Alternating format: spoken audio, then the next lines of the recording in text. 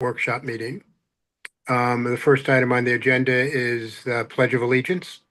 If we can all stand.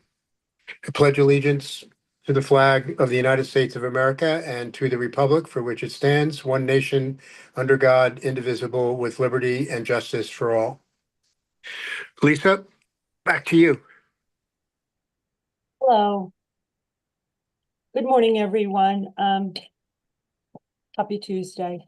This is our first day of spending hours kind of pouring through the budget. I would ask the board, we really wanted to begin with the schools. We have all of the principals here, if that's acceptable.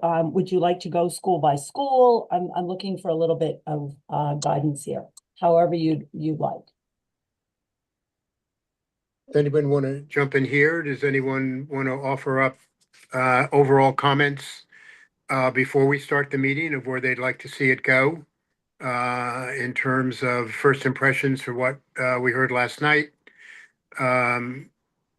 Congratulations, Chad. Your book is released today. I have a Kindle copy. Looking forward to reading it. And I will try not to say during the course of today's meetings. What happens on school board meetings stays on school board meetings. You're free to do anything you want, Steve. All you. Unfortunately, they're recorded, Chad, so you can't hide. But congratulations. Well, thank you. Thank you very much. There, I just said, there you go. So how would people like to proceed? Does people want to offer up comments? Would you like to just go through the agenda as Lisa had planned it? Kind of leave it open to everyone.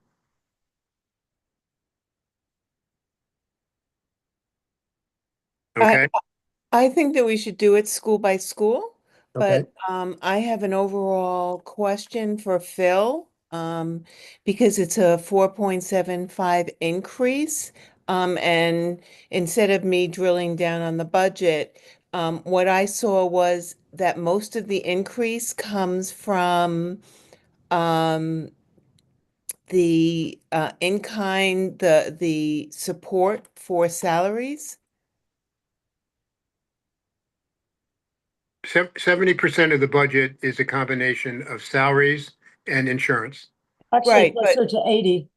But that's not, the question is that 4.75% increase is coming from the increase in insurance, That's correct. most of it. The vast majority of it is coming from health insurance. Okay, thank you.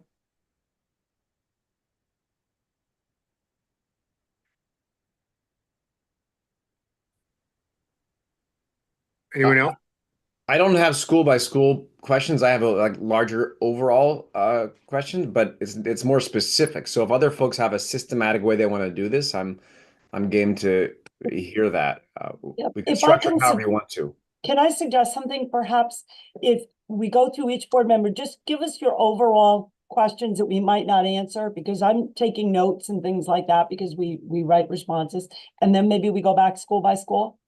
Does that work? Because I'd very much like to know what question, what you're thinking, that you need more information on.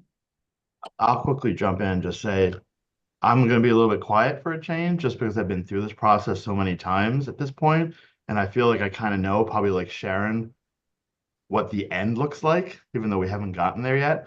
I'll just simply say, I think it would be fair to say, with 80% of the budget being contractual obligations, there's no real meaningful place to do reductions unless we start reducing headcounts.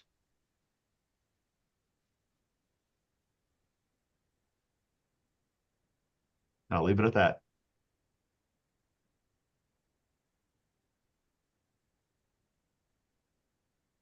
Well, that's very unlike you, David, to leave it at that, but I appreciate that. I'm teasing. And I agree that that does point in that direction. I'd love to see a way that we can find a way to minimize its impact on the kids, right? I think I want to drill a little bit deeper into the insurance portion of it, because 4.75 is an exceptionally high increase, in my opinion. I think we pretty much have agreement on that. And especially in light of what we are looking at with facilities moving forward. And so I guess, I needed to drill, I'm still drilling down into this, it's a couple hundred pages. So trying to get a better understanding. I understand that, with the contractual obligation towards salaries at a 2.5% increase, that's not 4.75. So I would love to get more color on that, Phil, from you about why the insurance cost went up so much as to drive the overall increase to 4.75. And then, of course, I have other detailed questions too, but I think if I ask them now, will be like, basically, it'll be a game of buckshot. So I think, and some of them may get answered throughout the meeting as well. So, but that's just my initial thought. And yeah, I'll leave it there. Lisa, is it okay if I just give a quick response as it relates to health insurance? Yeah, I think we have been signaling now for the past couple of months that we're seeing high claims experience. Our claims experience is significantly high. I think we're trending in excess of about between 25 and 35% of what our premiums have been. So pretty much what that's saying is that the insurance company is paying 35% more than what we're paying in for premium. So at this onset, we believe, based on my conversations with our consultant, Brown & Brown, that these costs will be passed on to us. And so we are conservatively projecting that our increase will be in the range of 25% or so. And even if we should make a shift, I think when we made the shift back maybe 2 years ago, we were at a good place, right? We were coming right out of COVID. We were seeing low claims experience, and that was favorable to us, and that pretty much allowed our premiums to be lower. Now what we're seeing is that coming out of the pandemic, we have people going back to the doctors more, and we do have some employees who have some significant health issues, and that's some of the reasons why that's driving the claims experience, the current claims that we have. If we compare to where we were, which was with the state partnership plan, it's not significantly lower. The state partnership plan right now is looking at about 16% more than where we are currently. So again, in terms of where we're in terms of drivers, there's not a lot that we can do. Again, as we always say, it's a marathon, right? So it's early in the process. We do anticipate getting the initial increase from Brown & Brown, from Cigna sometime in January, which will kind of guide our decision in terms of what the next steps are. But this is just pretty much where we are at this present time. Phil, I think a lot of focus is going to be on this. Obviously, looking back at the numbers, I mean, this is triple the maximum cost I've seen in any year in recent history. So there are two ways to do this, right? In terms of benefits. Number one, obviously, we can try to mitigate the cost. I don't know if we go to another high deductible health plan carrier, if that mitigates it at all. I assume that they'd probably be all in the same range, unfortunately, right? So I assume you're working with the consultant on that as well. I was going to bring up the state partnership plan as well. Looks like you've looked into that. The only other way to reduce that, of course, is to tinker with the headcount, as has been said before. I agree with Sharon that I want to minimize, obviously, the impact to the kids, and to the performance of the school system. So I think that requires further digging into. I know you'll come back to us with additional information there. My other big picture items, look, 4.75 is a lot, as we've said, over 5% if you look at it versus, the adjustments that we made with the pre-purchasing this past year of equipment as well as supplies and materials. My other two big questions, aside from drilling down to headcount and the benefits, on the supplies and materials front, that's an awfully big number as well. in terms of the increase. I think that represents, 14% of the increase on a year-over-year basis as well.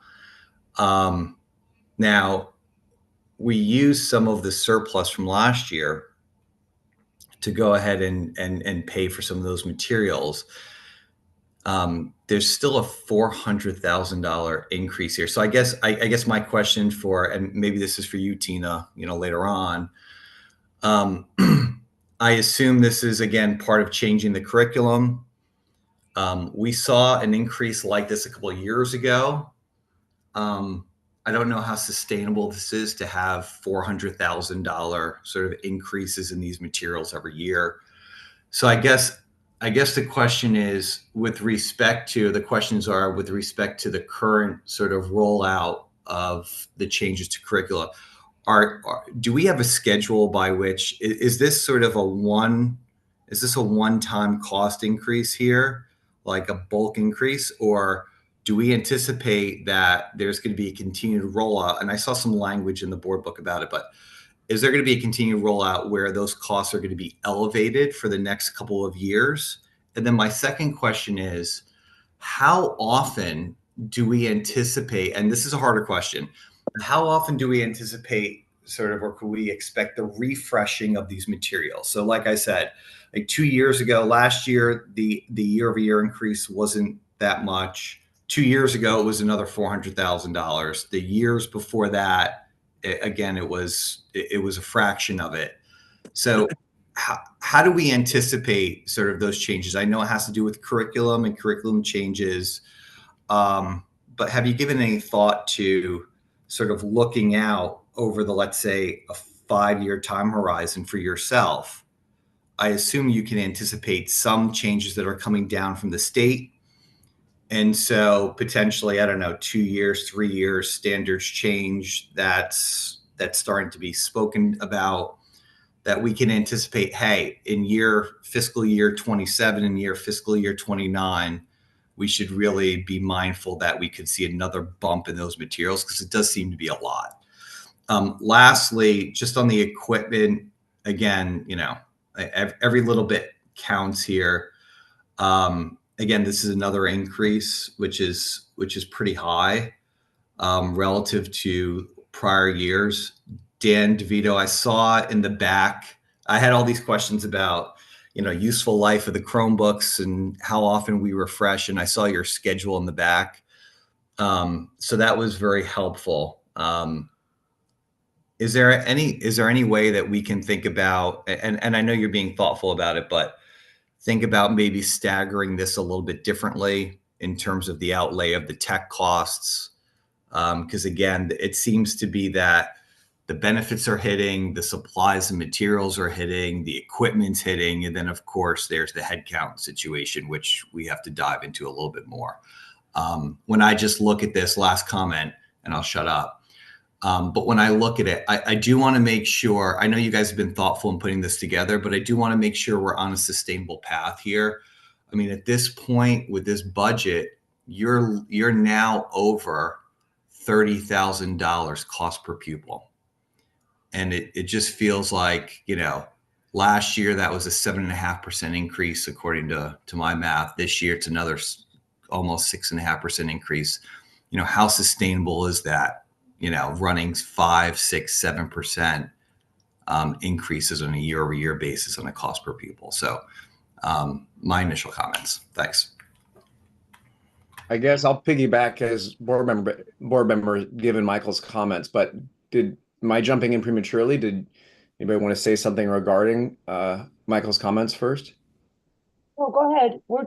I'm taking notes on Okay. all of this, and then we'll see how we answer. And I'm already thinking on what documents might help us. Okay. All right. So piggybacking then, I guess what Michael was saying, I don't think what I'll talk about is the most crucial, but I think it could be one of the simplest, given that there's so many other things that will be a lot harder decisions. And I'm sure it won't surprise anyone which area that I'm skeptical about. But going further than what Michael said, I don't know why we would spend money on new Chromebooks and smart boards. And I used to be like a dog on a bone about this issue because of pedagogy. which I think is only more true now.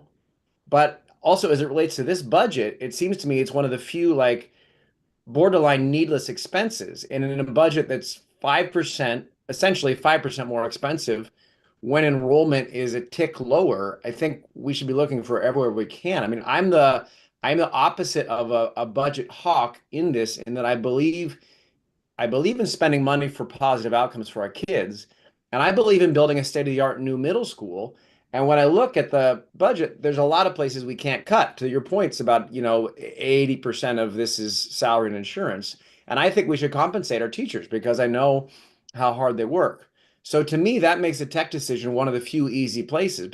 Parents don't actually want more tech. And it's not just me that like is always bringing this subject up. A whole bunch of fourth grade parents last year wrote us about the teacher email. They wrote us and they wrote emails about complaining about the Chromebooks and also having to bring them home in the first place. And I don't see that much of the way we use tech to me still seems problematic. The Go Noodle brain breaks is a perfect example. They're not actually breaks. They're actually the opposite of brain breaks. They're not good for our kids' brains. So, and I also don't think we have technology tools that are consistent in terms of the parameters, from what I understand anyway. Like one of the most respected teachers at WIS doesn't even use tech, and parents have been very responsive to that. So the simple, blunt question I have from all this, and I'm sorry for giving the most massive preamble in history, but the simple question is, show me the educational outcomes that tech helps our kids learn better. And then if we can't show that, which I don't think we can, why are we buying new laptops in a community when everybody has too many laptops in their houses practically, and new TVs that we're not actually using in a way that is profoundly better for the pedagogy? And if we're not even being systematic about how teachers are guided to use it, it's expensive. From what I can see, parents don't want it, and we can't map it to positive educational outcomes. There's a lot of research that it's even inferior. Isn't this a very obvious and easy place to literally like read out a line on the budget? And then I'm thinking, if tech is kind of bloated in this way, where are the other places we can look for the easy cuts? Because the 80% is going to be the hard stuff. So that's kind of the beginning and end of my thoughts on this. I know that's probably not a dramatic surprise to many of you, but that's what I'd love to learn more about. And my suggestion is we just literally take a red pen on that. And it's a nominal number. I know it doesn't move the needle in a budget this big, but it seems to me one of the easier decisions. So.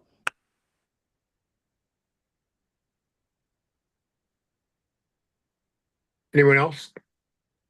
I'd like to talk about the curriculum instructional leaders. I mean, I really like the fact that you're putting in model classrooms. I didn't see any support for teacher coverages for the teachers going into the model classrooms, but I was also wondering what the curriculum instructional leaders do with a 0.8, how many teachers they support, and some data that shows the improvement in instruction and academic goals for the students.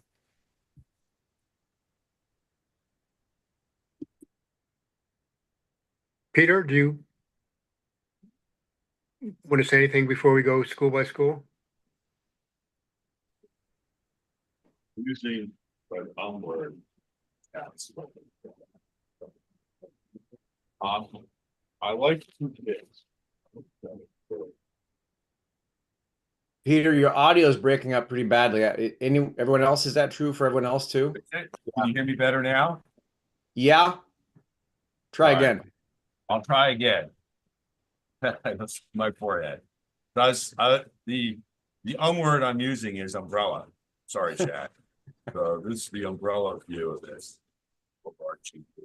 I really like the 2 kids. It's a very right. And I think that's our role at all levels. Right. I think it's already been said. That's the deal. You want kids to achieve really.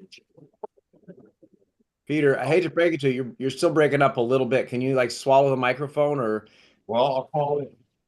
call in? Give me a second and I'll call in. Yeah.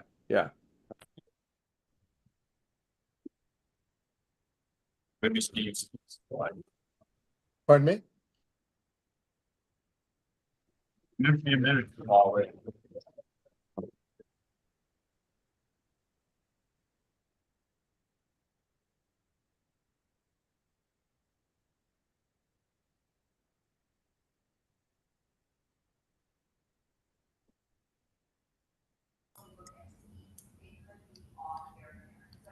As Peter calls in, Lisa Barbieri, I had a question just actually piggybacking off of Lisa Luft. Just understanding this new model with sills, right? That would be helpful. I also, again, to what Lisa had just mentioned, I don't know what a 0.8 versus a 1.0 sill represents. So if you can help us with that as well, just give us a primer at some point of the adjustments to the program, and then sort of what do those cuts mean in actual practice as we think about their impact on the in the schools. So that would be very helpful too.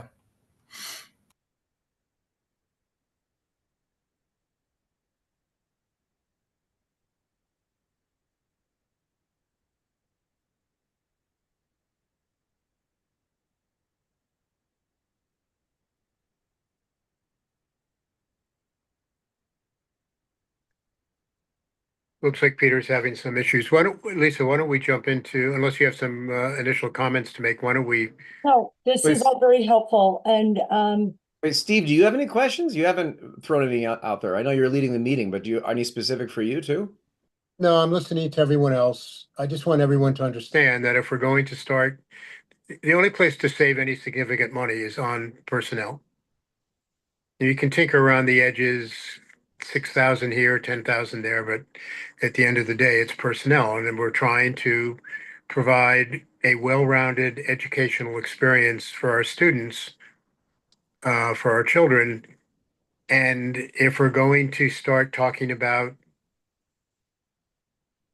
reducing the number of employees, I think we have to look at it with a blank piece of paper. It's not only, students, there are the educational side and there's the extracurricular side. And all of those should be on the table if we're going to start reducing the number of people. So I think we need to look at both the classroom and the extracurricular side, because it all kind of melds into the overall cost of running the school system. So it could be technology, it could be particular classes, it could be particular extracurricular activities. But then at the end of the day, we have to make sure that we're delivering to the children a well-rounded educational experience. So it's easy to say, let's just reduce. I've heard this conversation before. Well, let's just reduce the budget by, I'm making the number up, $1 million. Okay, let's do that. But it has to be a interactive conversation between the board members and the administration on, if we were to do that, what would be the overall impact on the educational experience that our kids are going to have. Easy to say, let's reduce. Much more difficult to determine where that is going to take place, if it takes place.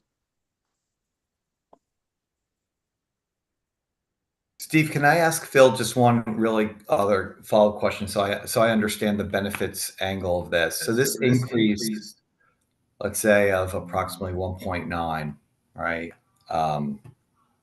million in the benefit section. What does that look like, Phil? Phil, are we expecting bigger bumps? And it may be too early to say, but in your discussions, are we expecting bigger bumps in future years as well? So for example, fiscal year 27 and 28, is this something that's going to be recurring, or are the year-over-year increases there going to moderate to what we've seen in the past? I'm just curious how persistent this is, because as we think about just future budgets as well, I just want to be prepared for how that may impact our decision making even this year. No, understood. And then that is actually a good question. It's rather difficult to determine on any given year what the cost will be. If you think when we went to Cigna, we had a low, let's call it introductory rate, and then we had a rate cap in year 2 of 9.99%. I think based on where everything is ultimately going to be driven by our claims experience, right? And every year it's going to be different. I think where we are, you have the ebbs and the flow. Where we are right now in that overall, so in any given 5-year span, you will have a year or two where you have significant spikes. I think where we are right now, we are at the very peak of that. So I think it may come down a little bit, but it ultimately depends on when that happens. When within the cycle do we start to see that decline in claims experience? So it's hard to say, but I think if you think of the trajectory of the state insurance plan, the initial guidance that we're getting from the state is that we're looking at about, if we should go back there, of course, everything has to be negotiated with the union. Right. It's going to be an 11% increase based on their base rate. Their base rate is higher than our base rate in terms of what the premiums are. And so I think we're going to continue, not just Weston, but the country is going to continue to have high medical costs. I think when I look back even last year in some of our neighboring districts, they had more significant increases as it relates to health insurance than we did. Again, we're looking at the numbers, but I'm not going to tell you that we're going to see any kind of reduction in premiums that's going to be less than 10%. I think that's extremely optimistic to assume that it will be less than 10%. I think at the minimum, if we get lucky, we may have a 10% increase. It's just where we are in the cycle, which is just rather unfortunate. But Phil, I think we need to make sure everyone's aware that this is a big part of union negotiations. Oh, absolutely. And those are coming up in June. When's the next one, Phil? I think it's coming up soon. It's going to be maybe early next year, I think. Julie? This summer for the WTA will be in. Yeah, so this, in many ways, this is the biggest part of the conversation in all the union negotiations. Correct. And I think there's a clause within the contract, Steve, that if we have significant increases in our health insurance costs, it could trigger a reopener, so to speak. But either way, if we decide to make a change, we would need to bargain with the unions and just figure out what the ultimate cost or what that cost share will be. So there's still work. So we have two components of it. We have the carrier component of it, and then we have the bargaining component of it. Yep. If I can just quickly jump in one more thing, just to circle back to what Steve said and what I opened with, I agree with Steve 100%. Everything other than the contractual obligations and the head count, I think is what Steve basically was alluding to, which I was saying, unless you're going to make changes there, it's window dressing. So we might save a little here and a little there. So the only other question I would have for the schools would be if there have been any models done, or can there be models done, that if we change the classroom guidelines just by one student, if we could project out, if we were to just increase our guidelines by just one student in each section, does that change the number of sections we would potentially be running in next fiscal year? I work on those charts. I already almost have them ready. I can get them for you. Yep. Let me jump in and give a little counter opinion on this, just that I recognize it's not much, but look at tech for a second. But even let's just look at like the number of apps and things like that you all categorized and listed, which I really appreciated. We also, I guess, could look a little bit at materials in terms of how effective the American Reading Company curriculum has been or is not. Tech is, I guess, it's like, I think it was like 300K or something like that. that's essentially 2 salaries. So I'm just thinking of the parents last spring who came and were so upset about the people leaving from the music department. I know that was not about salary cuts. I know that. Some left, we replaced all those positions. But I'm just imagining the parent voices who are like, okay, you bought 300K of new Chromebooks, but now we don't have this music thing or we don't have this elective thing. So I recognize that the bulk of this budget is salary and insurance. I get that. But my point is we have to sharpen the red pen anywhere we can so that we can try to not do the worst parts of it, which is just losing headcount, losing resources for the kids. So I guess I'm suggesting a both and approach. And I think if we just look at that 80% number, we're also failing to optimize all the other stuff. So I think there are some minor cuts that could potentially save a headcount or two here or there. Yeah, we are certainly very willing to sharpen our red pens and go through everything, but I want to make it very clear that there is a rich instructional program here, and that as far as the fine and performing arts and all of those special subjects and everything, we are actually improving it in this budget. And again, I know, and Dan, you can chime in a little bit on this one, just to kind of focus a little bit on tech. So let's take a step back and think about where we're coming from. And again, a lot of what we're doing right now really stems from the pandemic. So during the pandemic, we had a lot of outdated equipment, right? We had a history of making reductions to technology because again, it's a big number. So a few years ago, maybe 3 years ago, we decided that we were going to invest in our technology, and we had a 4-year plan where we invest in our technology to replace and also to enter where we'll have a lease pretty much in place, right? So currently we do lease all of our equipment. This should be year 4 for a lease because the goal is to establish and to have built in recurrent leases within our contract, within the budget. So we're not having those huge whipsaw in terms of the cuts and not being able to afford the technology. Coming out of the pandemic, it was a significant cost to pretty much change all of our equipment because we had not similar to our buildings. We were not investing, right? Because we had budgetary constraints. We were not investing in our technology. And the board decided that it was important to invest in our technology. And this is what we have been doing for the past 4 years. Well, but not all tech is created equal. And by that, I mean, I'm not talking about every single thing. I recognize that as an example, Tableau has been a big investment that you all have made to try to figure out how to represent data better. It seems to me like that's a pretty smart use of technology dollars. For the life of me, I don't know why in this district we need to provide Chromebooks for all of our students. I don't see the benefit. I don't see the educational outcomes.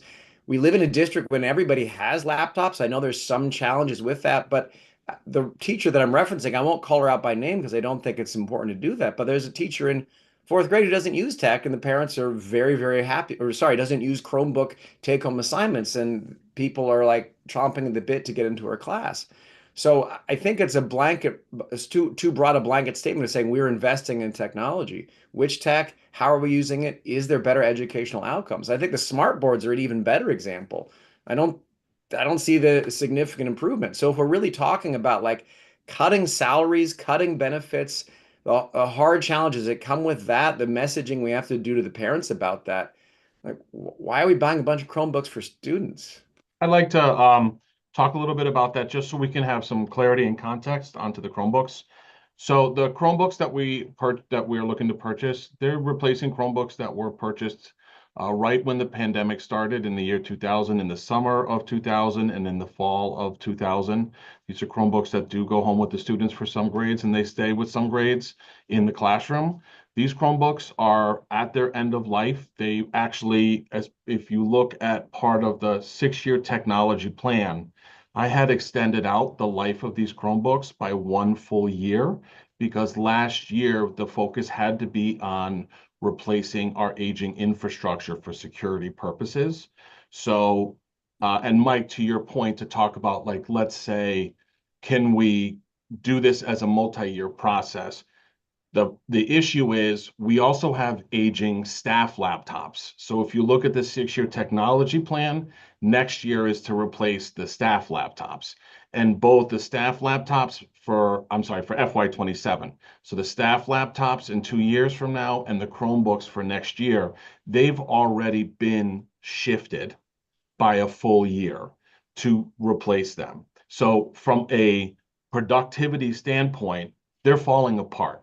And I have the number of work orders that have happened beginning probably in the last 8 months, specifically with these Chromebooks, have increased exponentially because the Chromebooks are breaking, and we have to constantly purchase replacement parts. And because the Chromebooks are older, it is getting more and more difficult to find those replacement parts, the cracked screens, the motherboards, the keyboards. So right now, the Chromebooks are not in the best shape. And I always use this analogy, but we're kind of running out of bubble gum and duct tape to keep them together for being used. So we want to be able to provide high quality equipment for the students. And right now, this is really their last year of proper use before we have to replace them. I also want to remind everyone and kind of build on what Phil also said. We are leasing these, and when I mean lease, it's a capital lease, so lease to own. So at the end of the lease, they are ours. We don't return them at the end of the lease. So although the budgetary request is, let's say, $400,000 for this year, that is not the actual budget impact because we are doing a 4-year lease. So rudimentary, you want to break it down to, let's say, it's actually the actual impact of the budget is closer to a little bit over $100,000. It is not a $400,000 impact. In terms of software, a lot of the software we purchase is aligned with curriculum and instruction. This is something we go over year, myself and Tina, all the curriculum instruction leaders and all the staff members. Every single year, we look at our software for redundancy to determine, is there anything that we can get rid of because we now have a product that's been expanded on that now does what we need it to do.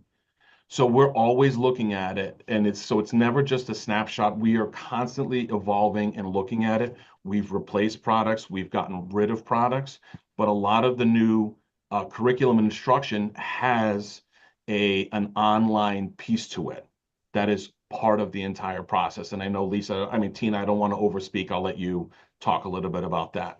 In terms of the smart displays, we're looking to replace 10 on the aging projectors, the interactive projectors that we have. I also want to specify that we're not just using them to show movies or to do breaks. We are using them for interactive lessons. And these are specific. The interactive TVs are really going to be used for the high school. Right now, Hurlbut, there is no new technology hardware that we're purchasing for Hurlbut this year. So everything they have, they currently have. So the Chromebooks are going for WIS and the middle school, and the smart TVs are going for the high school. So I just kind of wanted to clarify everything about that because there's a lot of questions with technology, and just so we all are on the same page with that. Yes, and I believe next Thursday, we're going to be going over specifically technology and facilities. I would respectfully suggest we move to the schools. Yeah, I agree. You're right. It's Thank getting you. too detailed. Thank you for we'll revisit it. Thanks. All the principals have been listening, and I would ask them to start perhaps weaving in some of the comments and feedback that you shared in their responses, sort of as a summary, what you heard, and then we can take individual questions. Why don't we start with Ms. Kadis, who perhaps can give a flavor of some of the supplies, those kinds of different things that the issues were raised, and the instruction and technology. Laura? Thank you, Lisa. So in terms of staffing for Hurlbut, we do have a small increase in enrollment for students across the school, but we are able to absorb that and not show an increase in sections in K2. And that is because of the class size guidelines being larger in the second grade. We will be starting the year with projected enrollment numbers with 22 and 23 students in a class in second grade. In terms of supplies, the bulk of our increase really is in the consumables. It's the paper and pencil supplies for the students, our reading program notebooks, the word study notebooks, Foundations notebooks that the students handwrite in, and our math program consumables are an increase in our supply line. We do have a copier paper for the copier line. Paper has increased over the years. Phil and I have talked about that. It's just an unfortunate, rising cost with inflation. So that's really the bulk of the Hurlbut budget. Other than that, we don't really have other increases. It's just the move from the district budget into the Hurlbut budget for the new reading and math program. When you look at consumables, when you look at like math consumables, reading consumables, if you can add a little bit more color to this, Laura, these are things like these math consumables that do occur every year, correct? Yes, yeah, And what they're grades get them, annual, and so how they're many consumables. students? So the students write in the notebooks, they use them, they do the activities, and then at the end of the year, we need new ones for the next group of students. There is, very small amounts, nominal amounts of money for maybe, the base 10 blocks, maybe, broke or didn't survive the year, but those are very, very small amounts. Really, the cost is for the consumable, the paper and pencil activities that the students do. Just a quick question, Laura, on that. Changing all the curricula here, I know that there's the annual increase due to all these consumable materials, and far be it from us to deprive you guys of pencils and paper and copier. I can't believe we're talking about that, but I get it. Have the non-consumable textbooks and any materials associated with the curricula changes, have those all flowed through Hurlbut at this point? Have those all been refreshed? And so what we're talking about specifically here this year and going forward, at least unless there are changes, are we just strictly talking about the consumables, or is there a need to continue to, are we having to refresh any materials that are non-consumables as a part of a rollout of the change in curricula at this point? And a lot of those materials are the same. The big cost really is the consumable, the notebooks for the students, the paper and pencil part. Okay. The base 10 blocks, the spinners, the dice for games, the shelf activities for kindergarten. There are times we have to replace pieces of those, but those aren't that's not a big expense. And if I could Once add, we have a set of base 10 blocks for a grade, we use them every year over and over and over. Right, but there's not a massive refresh of, let's say, just materials due to curricula changes at this point, aside from consumables. Is that correct? Remember, it's not just one curricula. So when you talk about curricula, it's in every content area across not just the core areas, but also PE health, art, music, right? So when we say the word curricula, we have to remember that that's quite deep when you look at a K-12 continuum. So for Hurlbut specifically, I think the large chunk of the funds that you're speaking to was in literacy. That's reading specifically. They are in their second year of implementation. The bulk of the initial implementation was already offset at the district level during last year's budget, and some of that was offset with a grant that I wrote, right? It wasn't enough, but it did help a little bit. So the consumables that Laura is specifically talking about is really on journals, those student journals that they use within the reading and the math program. Math, when I arrived here, kindergarten math was already in its second year of implementation with a new core resource. This school year, we've adopted grade 2 to have a new updated curricular resource, because in math, we were very outdated, almost 15 years with the first adoption of that resource that we haven't refreshed and realigned to standards. We are scaffolding throughout the district per grade level in various years to be mindful of that fiscal implementation that, the state was maybe not mindful of with reading, right? So the at Hurlbut, grade 1 next year is in my budget at the district level, because that will be a new implementation. As I mentioned last night, the first year of implementation comes out at the district level under my umbrella, and then it gets moved to the school-based levels when they're focusing on consumables. So that initial implementation is always higher, but then the second year and beyond are always focused on consumables. And our CILs help support looking at inventory, being very mindful if there's any additional resources beyond the first year of implementation that may help us with any cost savings. So we don't duplicate manipulatives or additional supplies beyond that first year when it's not necessary. That includes books, authentic texts in the classroom for reading, in addition to any of those consumables that Laura is talking about. So for Hurlbut, they're almost fully at the point where they're just looking at consumables, and because they've been under a full refresh for literacy and math. Next year it will be grade 1 math will be the first year of implementation. I just want to remind everyone, though, as we talk about curriculum refresh, we have not refreshed social studies now that the new standards have been updated in 2024 this past summer. We have a mandate with computer science K through 12 that every district in the state is required to have a clearly articulated computer science curriculum, K through 12. And we also have new health and PE standards that are recently being adopted this past summer as well. The state is not mindful of a scaffolded implementation. It's our responsibility to make those decisions and decide the right grade level to begin implementing, and the need to support our teachers with that implementation process as well. And I think we do a pretty good job of being mindful of the mandates while still being mindful of the intellectual load and the impact of the teachers when you're rolling out new curricula and the training that goes along with it.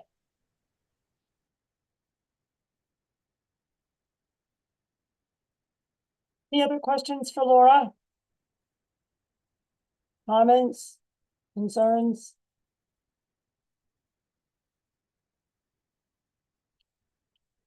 I actually have one question, I think from my notes last night. It has to do with math intervention reduction. I saw the, can you talk to that, Laura? Why there's a reduction in the math intervention? Yeah, so based on the student needs that we're looking at and the success of our students, we believe we are able to support the students with that minor reduction. Okay. Still meet the needs of the students. I'm trying, like, I actually, in my homework last night, didn't have the opportunity to compare and make sure that how our test scores are looking in math. We seem to be strong as far as okay. All right, perfect. Yeah, and if I could just add, the multi-tiered system of support, which is what I mentioned last night as well, is grounded in general education students and the need for intervention in math and literacy. And every year, actually, it's not every year, it's every time that we administer our benchmark assessments, our NWA assessments, we revisit the number of students that need support in both literacy and mathematics. And then when we come back to the budget request, this is part of how we reallocate and determine, based on scheduling, based on group size, based on need, how many interventionists we need to support math and literacy. And next year, there is a slight reduction based on the number of students that we currently are servicing now and who we are anticipating for next year, a slight reduction. Remember, sometimes with intervention, it is a little tricky because it does require us to think strategically about group sizes and the schedule throughout the day and how that, because they can't miss core instruction. They can't miss their math time. They can't miss their their literacy block. So we have to think strategically about when to schedule groups beyond those timeframes. And that also sometimes pigeonholes us with the ability to reduce schedules for interventionists per se. Just a broad statement. All right. That was it.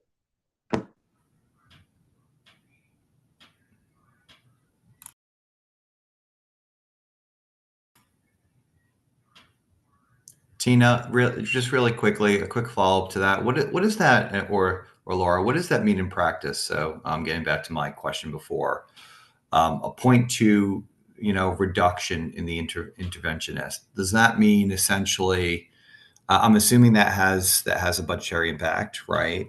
But what does that mean in terms of just availability of the interventionist? Does that mean that essentially you're lopping off 1 day a week in terms of their availability? I'm trying to just understand what the impact there is to the student sort of support.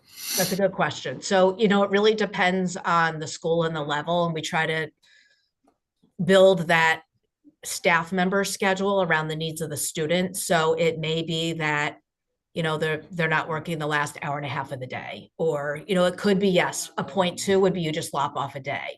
Across the week, a 1.0 is 0.2 every day, but we want to have the maximum impact for students. So we schedule those people based on student schedules, student needs, classroom schedules to get the time when we need them the most. And that's true too, if we're sharing somebody across schools, principal to principal, we work on where can we make the biggest impact on students based on the schedules of the individual schools. Does that help? Perfect. Thank you. Okay, let's move on to the intermediate school. Patty, if you'd like to first share your thoughts based on the board's comments, provide some color.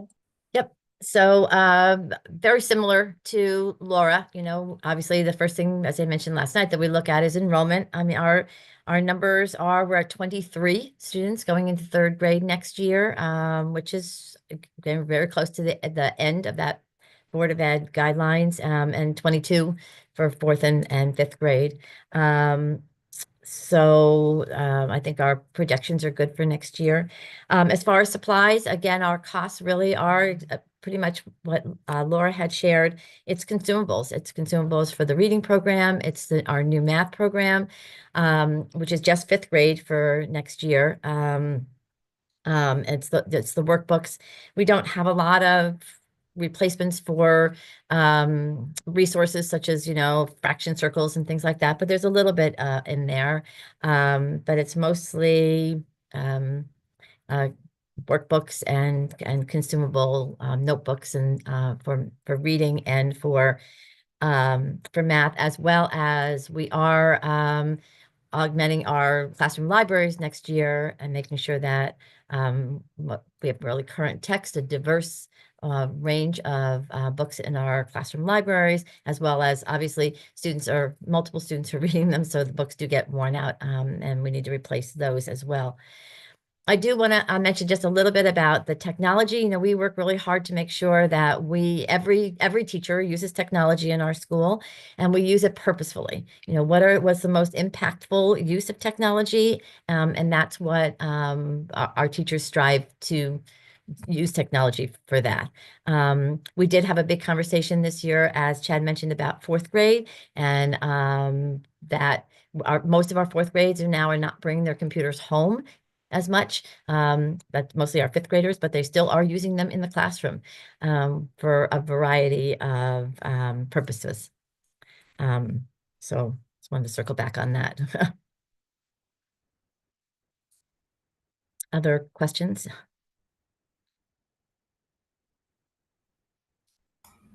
Quick question from me. What goes into the costs that are associated with the PBIS program? That really is not very much. We have a little bit. We have our subscription to Ruler, which really brings in new resources for the staff training as well as for student training. Not very much for PBIS. Patty, I think it's a yearly subscription to lessons, I believe. Like you said, it's a minimal amount, but the access to PBIS curricula and lessons, correct, I believe? Or is that Ruler? Sorry, it's Ruler for K-5. Okay. It's the curriculum, it's classroom lessons that the teachers use, Right. resources we send home to families. It's not a lot of money. Not a lot of money. I think it's like $1,000. Yeah, something like that. But it's very, very helpful. It's money well spent. Money well spent. Yes. Thanks.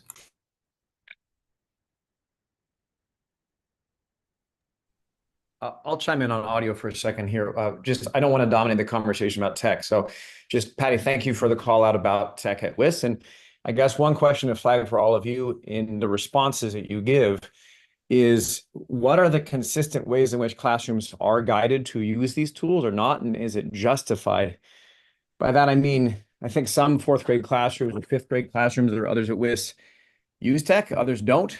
So to me, it seems like if it's an absolutely essential tool, then what are the guidelines about doing it?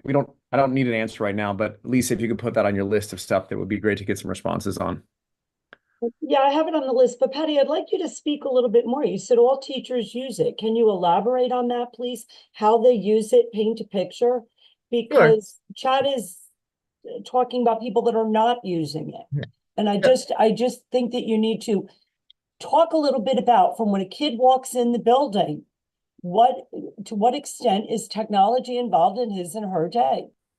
So obviously it's going to be appropriate. So a third grader will use technology less than maybe a fifth grader will be using technology. You know, we spend a lot of time, I mean, every classroom teacher is using technology to some extent at some point during the day. We do talk a lot about, we meet in meetings about when we're talking about new units in reading, you know, for writing time. There are certainly in science, there's some wonderful programs in science. Our Amplify unit, the students use that all the time. Again, it's said fifth grade has science every day. Third and fourth grade has science. They're in block schedules. So all of our testing is all done. All of is through online assessments as well. We have our morning meetings. Our morning show is projected on our smart board every morning for our students. I'm trying to think of, I mean, it's done very purposefully. We are really, really careful about not overusing it, but using it purposefully. But I know our students need to have skills in typing and doing, you know, as they get certainly older, and the more that they're writing, the easier it is for them to be incorporating text and writing longer pieces when on a computer. Our little ones are mostly starting in their rough drafts in their notebooks, but then they are transitioning onto computers as well. So it's, I think we're trying to be very careful about how much technology we're using, but we do understand that there is a need for technology. And we're also preparing our kids, especially as they move into the middle school, for being competent users of technology. Lisa, I hate to, I don't want to take this meeting sideways about this one issue. There's so much to get to, but you know, since you brought it back up, I don't think it's appropriate here to mention specific teachers' names, but it is my understanding that a couple teachers there don't use tech. So I don't know if don't use tech at all. I'm saying don't use it nearly as exhaustively as others do. So if there is consistent guidelines about which assignments, when, how much, that sort of thing, that would be good to weave into the answers that you respond about this. And again, I'm not saying like, I'm not a Luddite. I think we should be using it in smart ways. I do question even if it's just 100K, to your point about the lease versus 300K, I do really question if the parents of this community would rather have 100K for kids to get updated Chromebooks, or let that sunset. Do they need Chromebooks? And instead keep one more teacher at that 100K salary. So that's my provocative question about this. Yeah, no, and we hear what you're saying. And I would also like to, you talk a lot about the parents.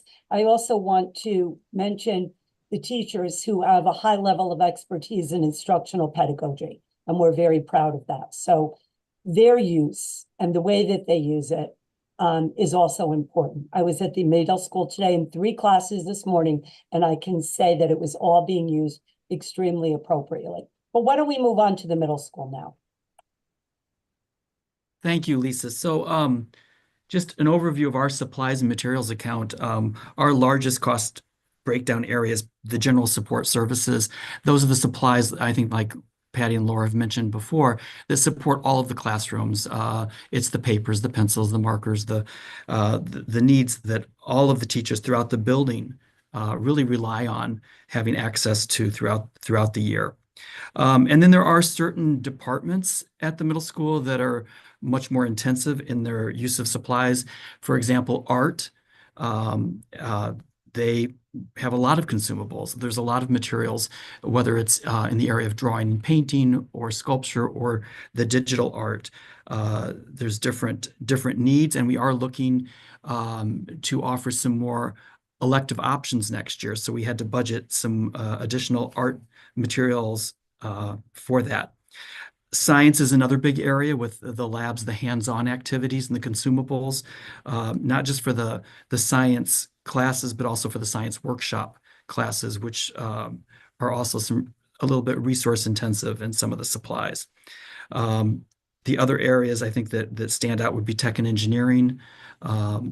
Again, with consumables, especially in the 7th grade area, where they are using the wood shop, but also with 8th grade when they work on the robotics, and it's some replacement parts for some of those robots that the 8th graders are using in tech and engineering. And then I think you just see the normal modest supplies. Music is a big area. Some of our more traditional, I guess, classrooms like social studies and world language actually have very little costs in the way of materials and supplies. But that's kind of an overview of our materials and supplies. I did want to make a comment for the question about PBIS. One additional cost for the PBIS is each of the schools does have a PBIS coach. So there's a stipend associated with that. But again, it's fairly minimal. And the work that those coaches do is phenomenal. That's the organization for the Connect classes that we have here at the middle school. And we actually, for some of our PBIS initiatives, it's not just the school board budget that supports it, but our PTO also supports some of our initiatives. They give us gift cards. So we do monthly drawings for students who earn the SOAR cards. When they're caught doing good things in school, we do that on a monthly basis. But as Patty said, sometimes there's not a lot of cost. We have a student of the month. We put a poster up. We put it on the morning show. We email the parents and let them know. But there's not really much of a financial cost to much of our PBIS initiatives. Dan, can you speak a little bit to how we are trying to enrich the program at the middle school with regards to art and technology? Sure. So, we've been looking at every year we look at our offerings. And one of the areas when we did like a little of an internal audit, we have a wonderful music program here. And we've even expanded the ability for, the pull-out lessons, whether it's students in any of the ensembles, whether it's the band, orchestra, or chorus. Students are having opportunities to not just have their every other day large ensemble group, but they also have pull-out lessons with smaller groups, whether it's sectionals or instrument groups. But we do have other students who don't take one of those ensembles. They have been in general music, and that general music class was meeting also for the entire year, every other day. And ever since, I guess, probably the last major renewal of our scheduling concept, we've noticed that the art offerings have been more limited. At one point, everybody got a trimester of art. Now, some of our students only get a quarter of art, whereas the 6th grade gets a semester of art. So we're trying to find ways to offer students more options, especially in the areas of art and tech and engineering, especially for those students who are currently having a full year of general music, which probably isn't, in many cases, their preferred subject area. And at the same time, it gives them more opportunities to explore other areas that they might then continue to explore once they get to the high school. I think that was part of the conversation as well, is how can we give students more access, more exposure to more opportunities at the middle school, so that then they might carry on and at the high school and explore those interests further.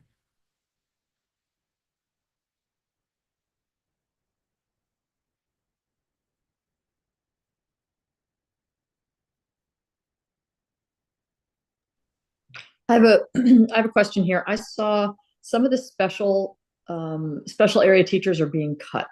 Does that apply to your school? I need to kind of see where There's one change because of the switch in having general music be a semester course instead of a year-long course. Mhm. That did create a reduction in music. Okay. All right. And the other one was just, I don't know if you were considering world language as part of that special, but we also, that's probably more enrollment based than it is programmatic in terms of trying to be more efficient. So we are projecting a reduction of one, most likely Spanish class for next year. Interesting. Okay. All right. No, I had in my notes specials in particular, but I didn't think it was Spanish. I thought my guess would have been more art music related. But I didn't know. Yeah, I have to go through. It's My more notes of are a a- little cloudy. Some of that art is more of a reallocation of Mhm. FTE, but there is an overall savings. Okay. All right. Thank you.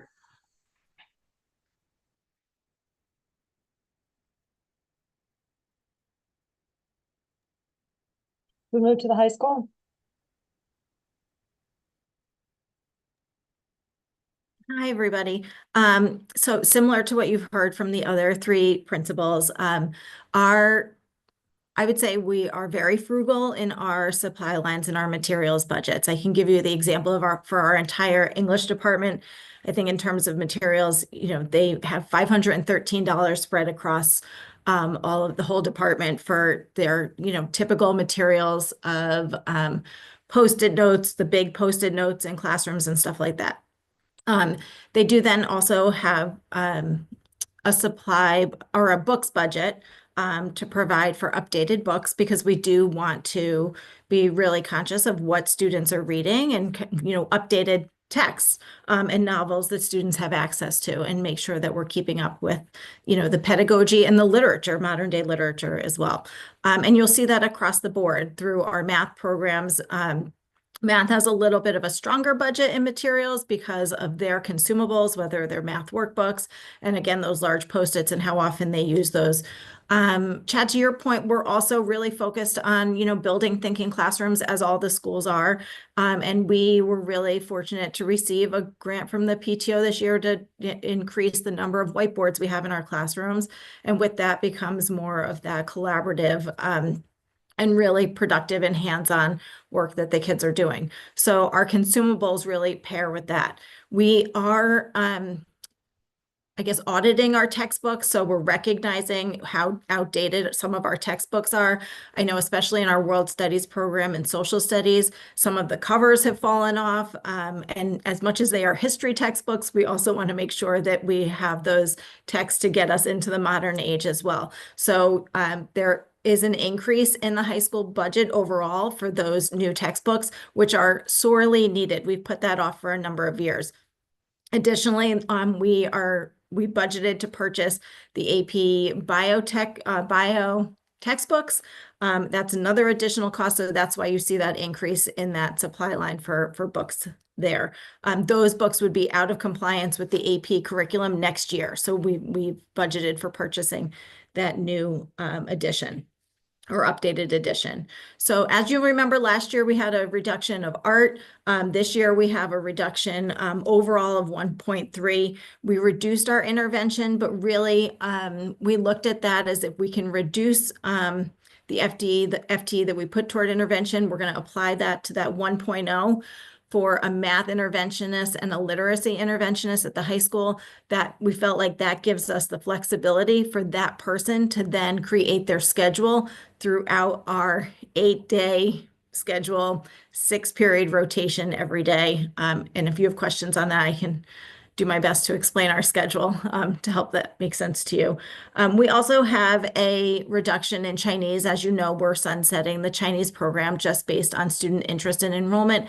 And over the coming months, we'll survey our students to see if there are other languages, or a language that students really have a profound interest in that we might add in future years. But for right now, we're reducing. We have our last year of Chinese language at that 4th year at the high school.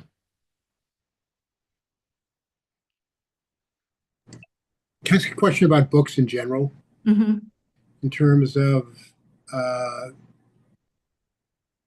this is going to go counter to what Chad said on Chromebooks, delivering books electronically so they can be updated more frequently or as they're updated. And since every student has a Chromebook, and I guess in high school they have their own laptops. Yeah, so we are a bring your own device school where students purchase the device. They can select from any of those devices that are out there. We see a lot of MacBooks walking around, but we also see a lot of kids on their PCs, whether they're using them for school or sometimes gaming. Sometimes they serve dual purposes, so that sometimes informs the way students choose their computers. I also recommend often to 9th and 10th grade parents, like you can also purchase a very inexpensive Chromebook to get your kids through 9th and 10th grade as they kind of age into their passions and interests and then want to spend more money on the desired technology that really fits their interests. In terms of the book, Steve, I think, technology is a balance. We are living in 2024. As a teacher, I was super excited to have my overhead projector and my transparencies in the classroom and for kids to come up to the front and like color in different countries and like map things out.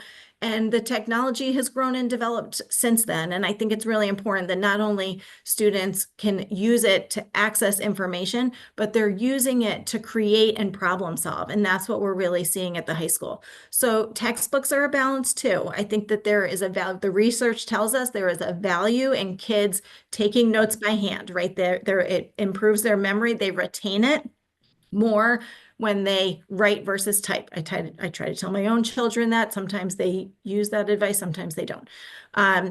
The textbooks, in terms of a cost, there really isn't a cost savings to purchasing the online textbooks versus a print edition. We are purchasing the print edition of the AP Bio books. There's a blend in terms of the world studies and how we're offering it to our 10th grade honors and then our 9th grade classes. We decided, again, that there was a cost factor in this. We decided to purchase, I believe we haven't done it yet, but what we are requesting and recommending is that we purchase the online text for world studies for 1 year so that we can really get a sense of the textbook and how we would use it and how we want to move forward. So I think in that way, we are kind of doing a measured integration of this new edition of the textbook. And there are the pros and cons. The number of resources that online textbooks can offer students is pretty phenomenal, that they can read, they can annotate online, but then there's also that added benefit of encouraging kids to take notes by hand kind of for that memory and retention. So technology is a balance, and I think our teachers do a really great job of supporting students in understanding that balance and using the online textbooks in effective ways or using those print textbooks in effective ways to maximize learning. I was gonna actually reach out to you and ask you the same question. What you're seeing in education overall.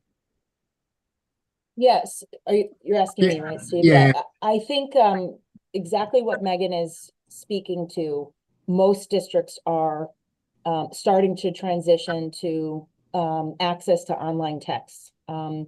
However, I do think that, as Megan said, around the balance, we do see that some students still want to have a physical text to reference. There is a difference between being able to highlight, underline, add post-its, right? Whether it's a physical text or if it's a academic text. So we are asking the kids, our teachers are making note of how many students are using textbooks. Let's say if we've purchased a whole classroom set, versus how many of them are actually accessing the physical text versus just accessing the resource online.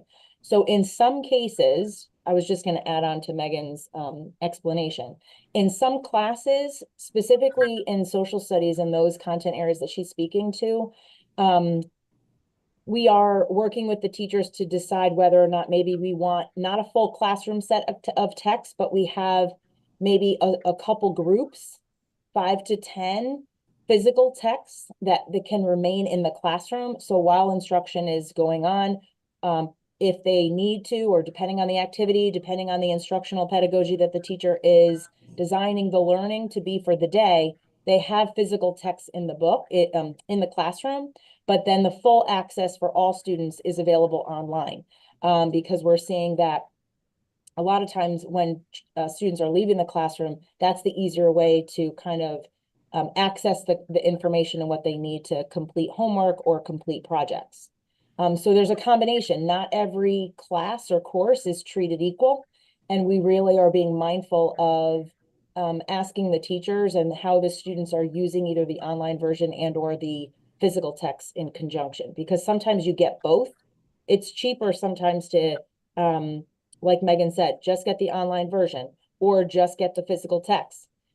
Sometimes they package them in bundles, right? But it always is more costly if you want the bundle. It's not double, but it is an increased cost if you're looking for the physical text and the online piece. So that's where we're really trying to ask teachers and students, like, how are you using these materials in the curriculum and how are the students using them? So for that specific case, we've made an adjustment for next year, and we were very mindful of which class wants just a couple sets in the classroom and access online for all kids versus buying a full classroom set for every kid one-to-one. Thanks, Steve. I think it's my fault, of course, that this thread keeps coming up in each school. So sorry, and you're welcome. I think it's mostly just sorry. This is exactly the kind of question I think is worth having during the budget process, because to your point, in the high school, it's a bring your own device. Do we need to pay for devices in the other schools? And also, to your point, Tina is saying, like, some like digital text, some like paper. This is Anne Mangan from University of Stavanger in Norway. The study's old. It's April 11th, 2013. But this is from an article, The Reading Brain in the Digital Age, The Science of Paper versus Screens in Scientific American. The ease with which you find out the beginning, end, and everything in between, and the constant connection to your path, your progress in the text, might be some way of making it less taxing cognitively, so you have more free capacity for comprehension, which is why actually having the page may be vastly better than having an endless digital rectangular scroll. So I'm just asking for the same type of rigor, considering, are we going to spend $300K on unnecessary tools versus necessary, especially when a lot of them were started during the pandemic, which was achieving deeply suboptimal educational outcomes anyway. I promise I will now shut up for the rest of the meeting on this issue. I've already spent too much time on it. Thank you for your indulgence. I just want to add, I mean, we're talking about the general population. It's not either or. There's no question that text is important. Textbooks are important, but in our age, 2025, computers are just as important. You know, what wasn't brought up was the differentiation, that it has the ability to support students, the engagement, the community, the reaching and access to outside, other schools, other opportunities. There's no question about it. Text is important.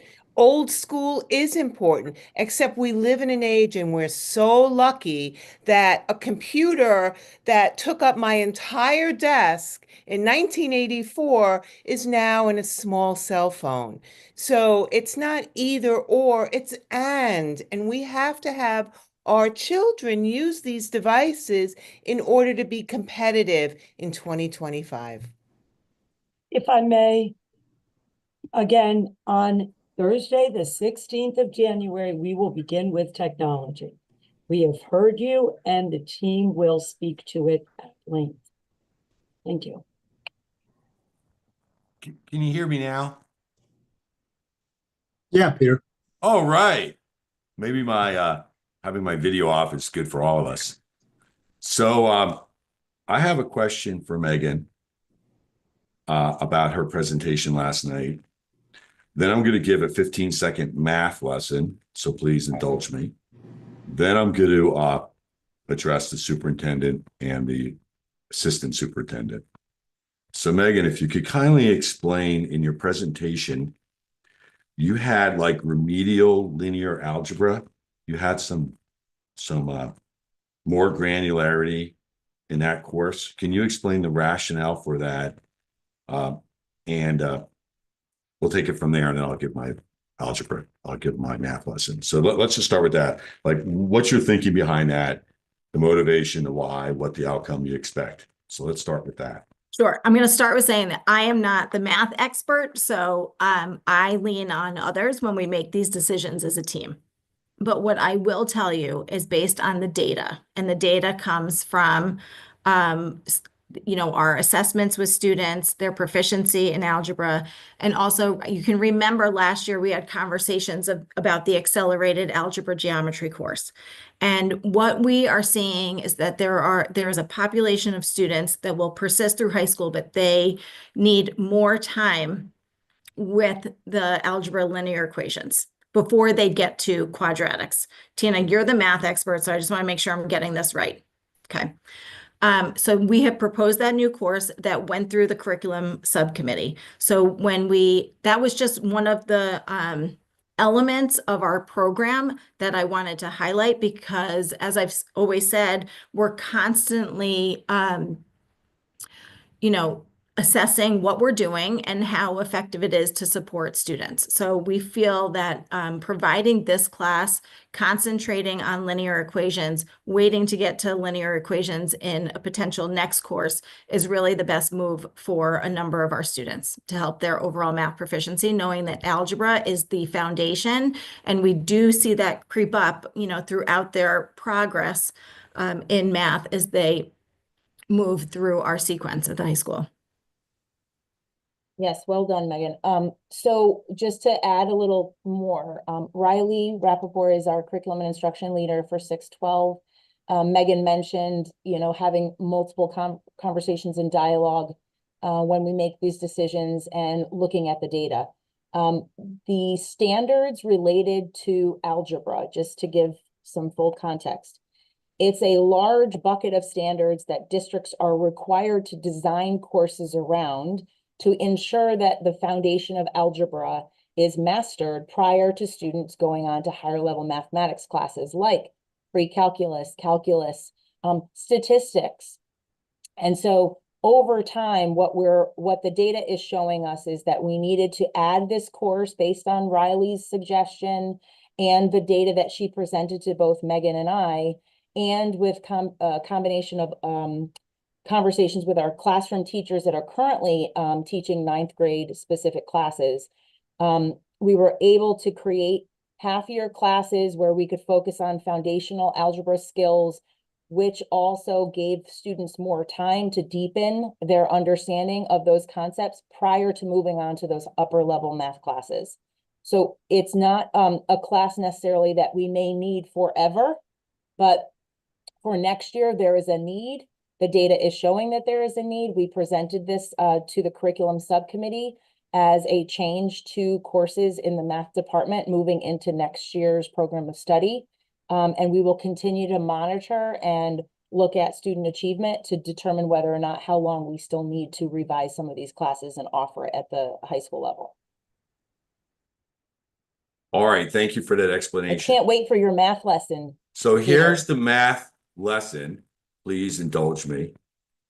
And then I'll return to the superintendent and the assistant superintendent with my I'm taking notes. promulgation. So in a linear algebra, the standard form is ax plus by plus c equals 0. Slope of that form, that equation, if I recall, is negative b over a, right? Delta y, delta x. So you have to put the x on the other side of the equation. So what I've heard is it's really good to have granulation, like pixels of capability in classes. I thought Megan gave an excellent example, and I think she's totally dead on. I don't really want to stop with 9th grade algebra. I actually want to go backwards to starting with kindergarten. So now that's my math lesson. If the slope is we have to cut head count, the perpendicular line to that slope is A over B. And here's what I'm proffering. I really liked that the superintendent talked about expanding, right? We're not contracting, we're expanding. I really like that Lisa talked about we have yet to begin to teach. You think the state's going to put demands on us last year, this year, it's not even started, right? We're going to have social studies. We're going to see math or reading. It's all going to become more and more challenging and more competitive. And then you have Mr. Cross who says, wow, insurance just costs this much. I think he's underestimating personally, and it's not a criticism. I think you got to account that it's going to be much more brutal than even his numbers. So here's the perpendicular line that's contrary to where we started our discussions earlier, right? I think we should hire more teachers, because the reality is that you're going to have granularity starting in 4th grade.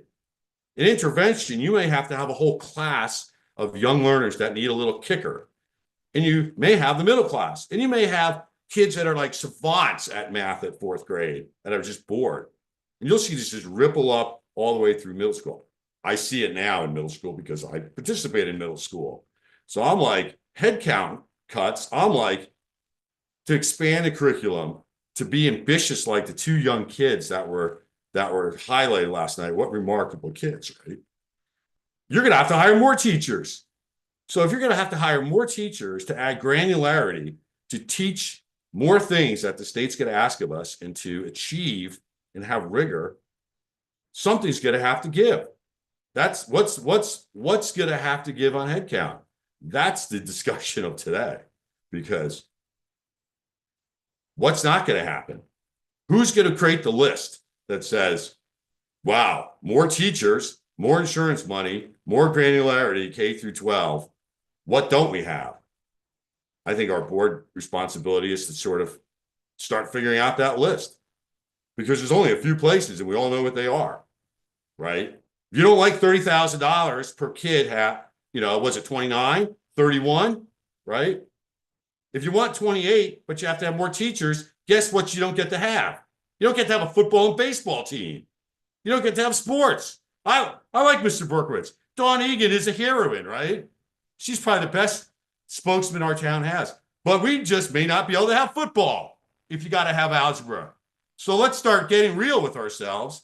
And a criticism to all of us, you could tinker around the edges. You could say, I want less cell phones in school. Don't buy as many Post-its. But the reality is, either we're going to be academically inclined, we're going to have exactly what Megan pointed to, or we're just going to just float.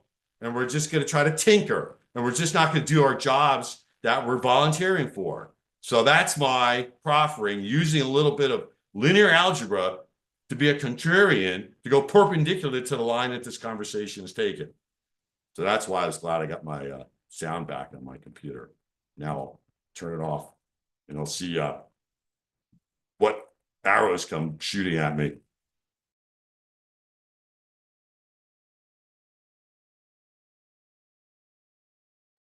Okay, moving along. So we've gone through the schools. There's some other, I'm going to let Mark Berkowitz shoot all the arrows at you on that one, Peter. there are some other sections of the book. Tracy Edwards is here. Perhaps if and again, I know there's a lot of stuff here, and if you're not you don't have any feedback or comments or questions on SPED PPS today, that's fine. But I did want to give you all an opportunity to hear from Tracy.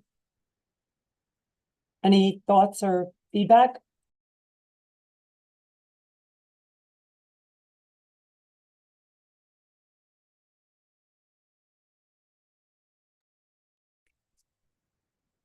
Tracy, are there any comments you'd like to make in terms of trends?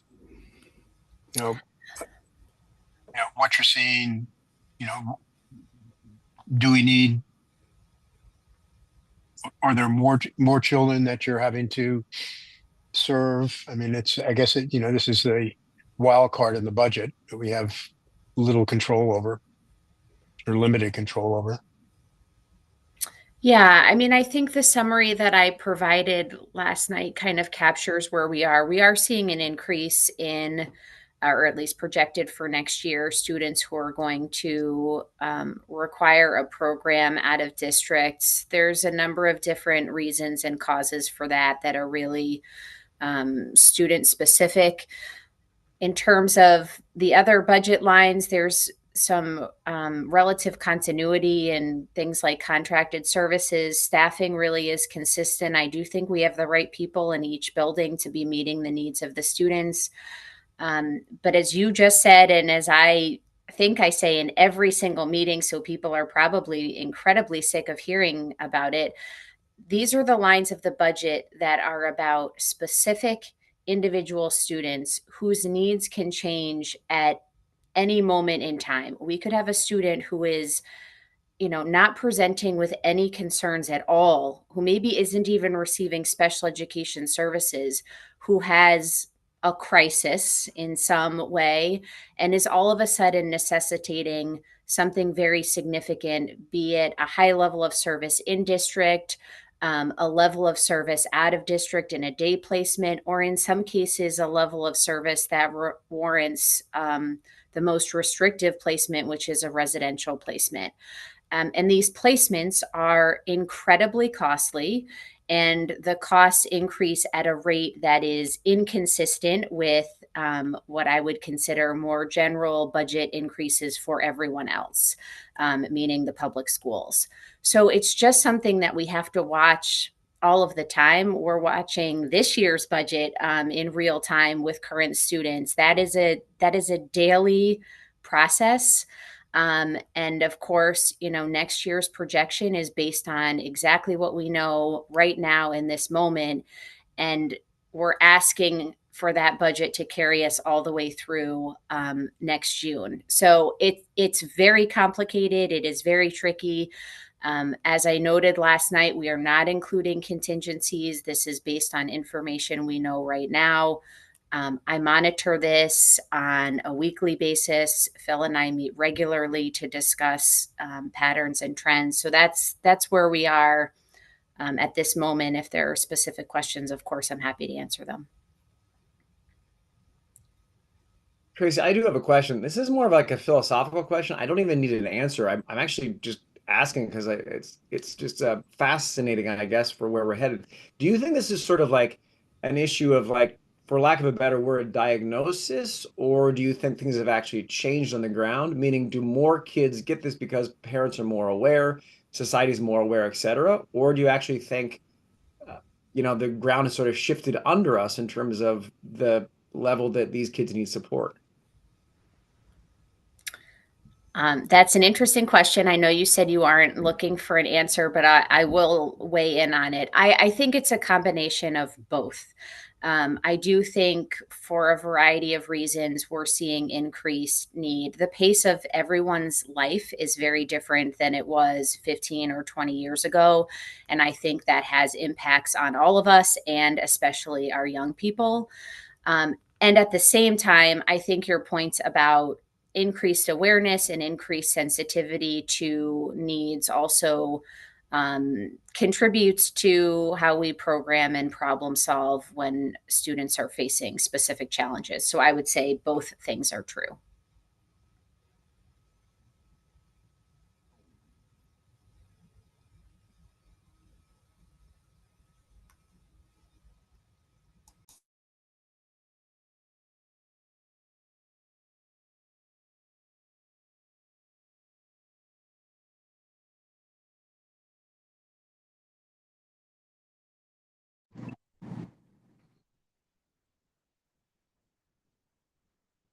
Lisa, do you? Yes, I'm here. I'm sorry. Jody No, is just- telling me something a little bit important in a timely manner. I don't know if anybody has any questions for Phil. Why don't we move to him?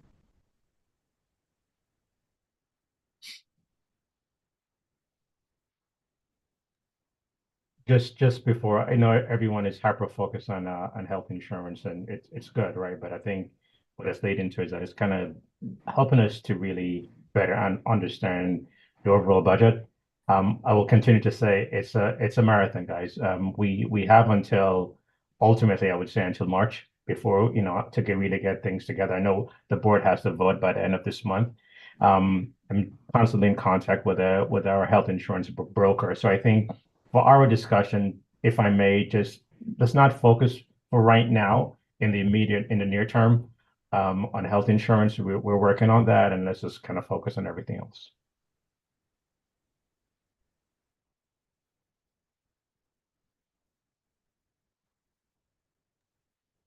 Do want to point out that in terms of when we mentioned supplies, that also included in our supply lines are our utility costs. There's really a modest increase in our utility costs coming in for fiscal 26. We are anticipating a lower reimbursement rate, called reimbursement, our credit rate from Eversource for our virtual net metering credits. So that's kind of factored in, but overall, there's just a modest increase that we have for our utilities. I think we have a better trend in terms of where we are projecting in terms of usage coming out of the pandemic. So I think we're in a good place related to utilities. We have long-term contracts for our supplier rates for electricity, and we just signed a new contract for natural gas. So we're in a good place for utilities, I think.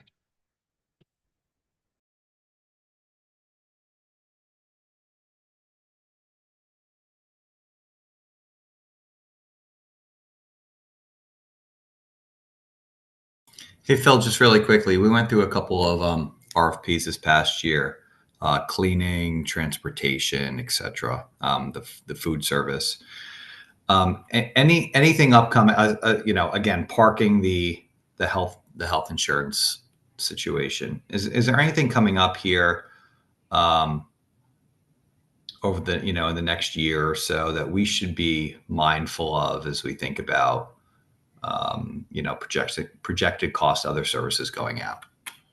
No, I think those were the big ticket items that we have. Really, those are the three main contracts that we have. Everything else is really in-house. So not really. I do want to point out that what we have in our budget last year, you guys may recall that the Board of Finance did propose a reduction. It was a TBD line item. We did not have a specific line item that we did reduce for fiscal 25. So that number is a plus for this year. And that's a 0.37 increase that we have. So it's really kind of swung back to us because there was not an identified reduction. So we do have some savings for those three contracts that you mentioned. So this pretty much just offset that. But I just wanted to kind of paint the broad picture in terms of every component that we have in the budget.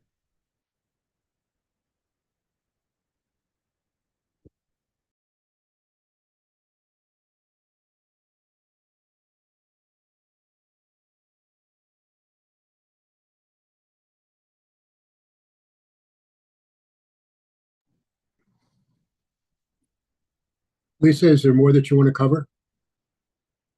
Or the board wants to cover? No, not really. I think that you've given us a flavor of some different things. We are going to work on providing answers to that specifically in the areas of class sections. For example, last year, and I'm almost done with it for this year, what we did was we looked at the class sections for the next 10 years projection. This is what Michael Ember was especially interested in. And we looked at it for, this number of sections within the guidelines.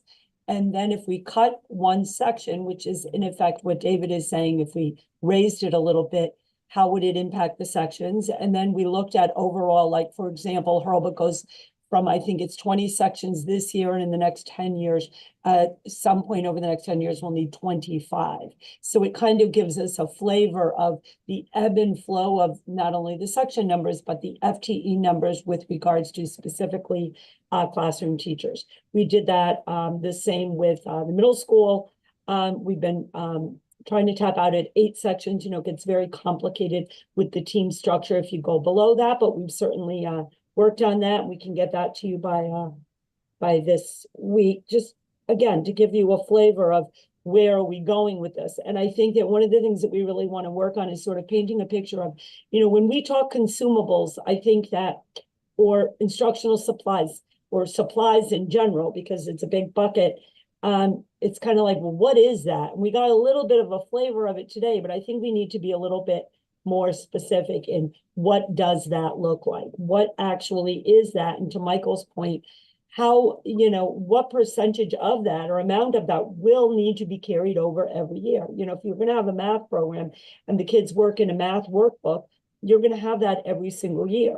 And to look at how that plays out, I've been around a long time, and many years ago, used to, it was workbook crazy back in the 90s, for example. World language, at one point, every language had 2 workbooks, a workbook and an activity workbook.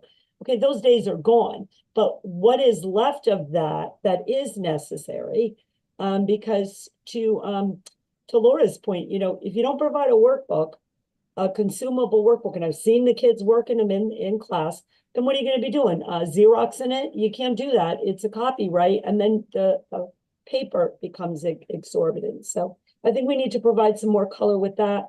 We'll work on sort of spelling out again and reiterating, it's great when we talk through answers, but then to produce written responses, I think is helpful, because I know I go back, I reflected on every written response that we did last year to see how this is impacting this year, and if we're being clear and transparent with what we're talking about. And I guess lastly, I will say that there will be at some points over the next several weeks, we will agree to disagree, I think, on certain things and certain perceptions, if you will, and that's fine. That's all part of it. To Chad's point, this is the place, one of the places, to raise the issue of the cost of technology.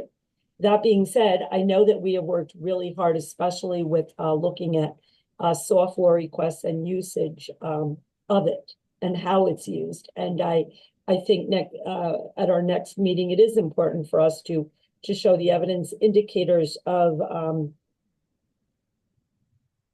what else is being done in the school day, because I don't want people to walk away thinking the kids were sitting in front of screens for 6 out of the 7.5 hours that we have them. It's not. So we will work on that. And I'm trying to think if I missed anything. Dr. Henkel, is there anything that comes to mind? Lisa, there's one thing, and I don't know when you're going to cover it. I'd really like to hear about the curriculum instructional leaders. And yes, I was getting to that with calling on Okay. Dr. Henkel. Thank you. Yeah, sure. And one thing I can tell you right now is you talk about, like, when people watch classes, they observe classes and coverage is done, that the cost of that is all in the substitute lines in the budget. But Dr. Henkel, if you'd like to share a little bit about your thoughts about how to kind of paint the picture of the SILs. Sure. I started a little bit last night with the chart and looking at where we currently are with FTE, full-time CILs, and those that are less than full-time CILs. I know Lisa talks about this a lot, right? Our curriculum and instruction leaders support a variety of teaching and learning initiatives throughout the district. And they really are the heartbeat of all the different content areas when it comes to support and ensuring that our teachers have what they need to deliver and implement high quality curriculum, high quality instruction.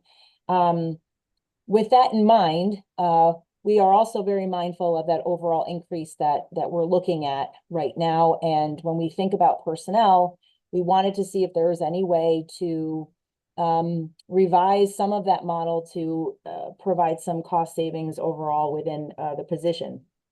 So we know that connecting to students as well as staff is part of their role on a daily basis. And so at the K-5 level, we looked at intervention and looking at small group support that a lot of them already do through that multi-tiered system of support framework that we've been spending a lot of time on this past year, revising and refining throughout the district. So I met with each of them. I had a conversation about their schedules and the balance between supporting classroom teachers when it comes to curriculum implementation and weaving in within the week, throughout the week, small group instruction to support intervention. Is that feasible? Is that something that, based on the data, we feel we can maximize the support for teachers as well as reducing some of the intervention support overall. They all agreed. They thought that they already sometimes are working with small groups of students anyway, throughout the day, throughout the week, because they work hand in hand with our interventionists. So we believe that at the K-5 level, we can adjust some of that 1.0 FTE to a 0.8. So that 0.2 of that time, they're also working with small groups of students throughout the week. At the secondary level, it's a little different, right? Schedules are a lot different when you get to middle school and high school. When we look at supporting teachers, modeling best practices, Lisa, you zoomed right into my model framework around a master teacher idea, where a lot of times when they're co-teaching or modeling instruction, they're working alongside the teachers in the classrooms. And so by revising their FTE to include one class where they're actually applying what they're already doing with teachers to lesson plan and unit plan and talk about pedagogy, they can revise their schedule so that one of the blocks of time will be to the 0.2 would be to actually teach a class in their given content areas. I've met with each of them as well. Some of them are very excited for that opportunity and all feel that they can still balance some of what they do with small groups of teachers during department or curricular planning time, and also teach a class. So that's what we're proposing for next school year. I just want to make a comment that, you know, whenever we talk in tenths, it always makes me a little nervous, right? Because when we design job descriptions, our job descriptions are designed as full-time positions, right? And so an interventionist job description is a full-time job description. A curriculum and instruction leader job description is for a full-time job description. And so when we start going less than that, 0.8, 0.2, we need to make some hard decisions around what the priorities are when we're focusing on a CIL 0.8 and a 0.2 interventionist, right? For example. And so this individual group is very mindful of that. And they recognize that through support from their principals, from support from me and Lisa, we identify and work with them on some aspects that maybe need to take less of a priority, given the fact that your 0.8 CIL and maybe can't meet with every grade level. And we've talked about this. I know you weren't with us last couple years, Lisa, but we talked about what the scheduling impacts mean when you reduce from a 1.0 curriculum and instruction leader position to a 0.8. It means that not everyone is going to get the same amount of attention because of how the scheduling falls within a secondary environment, let's say. But we're going to work with Megan to make sure that hopefully the first period is the block of time that the curriculum and instruction leaders teach their class, so we can maximize the remaining portion of the day to work in small groups with teachers. They still can support department meetings. They still can support the multi-tiered system of support, the data meetings that a lot of them run and facilitate and organize and manage, as well as the additional roles around curriculum implementation and design. So that's our goal. I'm putting it in writing. I mapped out the chart. I added a little bit more to the chart to show the number of teachers that every individual CIL supports throughout the district when it comes to the different content areas, the levels, because it's not all the same, right? So that also helped us make some of those decisions when we revise some of the structure for next year. It's not a huge overall savings, but it definitely is a savings. And I feel like we're still going to be able to maximize our program and meet the needs of our teachers based on the scaffolded implementation for the different grades and the different curricula that are being implemented for next school year. Thanks. I'll look at the chart. Thanks. Mm-hmm.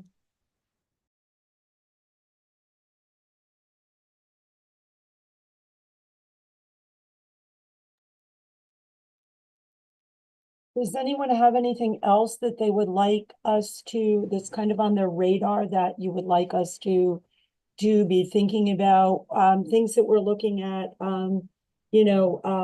I think one of the big questions always is that, you know, and I'm a big one for, and that's why I talked about Josh and Eliza, the kids behind the numbers. And so, when we talk about a 4.75 budget and you say, okay, Lisa, get it to 3.75. I mean, we already start doing this, right? What would it look at? What would it look like? And we've already started that exercise. I just, and we can certainly talk about that at the next workshop and how it would impact. And if we get some of these documents done sooner, we'll share them with you. I think the important thing to know is look, I've been around a long time and I've seen a lot of ways that the budget is presented and different things like that. The way that I've tried to present our budget is, this is what we really need. I don't believe in like, well, let's just add a few things because we know they're going to cut. This is what we need in town. This is what we need, not what we want. We can certainly go through the exercise and we will, but I want you to know up front that to be blunt, hey, it's my last year. I don't play the game of padding it with $300,000 or $400,000. Now you might say, well, how did you end up with surpluses at the end of the year? To be very blunt, through a lot of hard work and a lot of careful planning and a lot of staffing and maximizing staffing and studying those enrollments. I mean, you know, we were very fortunate this past year when we didn't need staff for kindergarten sections. We didn't put it in. We look at it constantly. I mean, when Laura says that she's looking at enrollment right now, and right now I can tell you, I look at the enrollment between kindergarten and the first grade, and we know that one of those sections will go down and one of them will go up. We don't know which, but, and Laura's shaking her head, we're pretty confident. It's pretty maxed out in first grade. Most likely we'll get that section from kindergarten because we're not confident we need that many sections. And what I appreciate with this board and with this town is whenever we really needed something, you have been there to help us fund it. And I've seen it for many, many years. So this is our attempt to give those kids what they need and what they deserve. And we will work to see, because I know it's a high number. I try really hard to come in low. I met yesterday with the Durgay superintendents.